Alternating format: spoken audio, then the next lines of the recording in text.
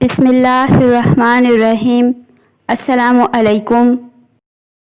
ایک مرتبہ ایک عورت اپنے بیمار بچے کو لے کر حضرت مریم کے پاس گئی اور کہنے لگی کہ میرا بچہ بہت بیمار ہے، میں نے اس کا بہت علاج کروایا لیکن بیماری کسی بھی طرح اس کا پیچھا نہیں چھوڑ رہی۔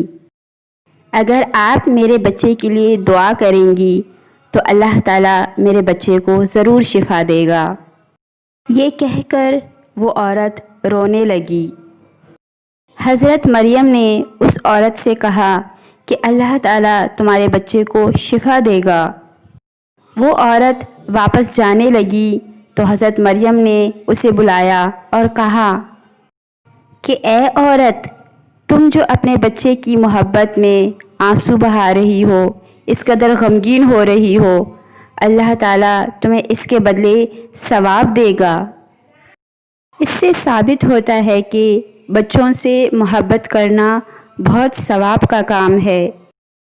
دین اسلام نے بھی بچوں سے محبت کا درس دیا ہے۔ حضرت محمد مصطفیٰ صلی اللہ علیہ وآلہ وسلم اپنے پیارے نواسوں حضرت امام حسن علیہ السلام اور حضرت امام حسین علیہ السلام سے بھی بہت محبت کرتے تھے۔ جب حضرت امام حسن علیہ السلام اور حضرت امام حسین علیہ السلام چھوٹے تھے تو ہمارے رسول کبھی اپنے ہاتھ سے انہیں منہ میں کھانا کھلاتے، کبھی انہیں گود میں بٹھا لیتے، کبھی گود میں اٹھا لیتے اور کبھی انہیں اپنے کندھوں پر بٹھا لیتے تھے۔ اس سے ظاہر ہوتا ہے کہ جو کوئی بھی اپنے بچوں سے محبت کرتا ہے وہ ہمارے رسول صلی اللہ علیہ وآلہ وسلم کی سنت پر عمل کرتا ہے اور ثواب کا حقدار ٹھہرتا ہے۔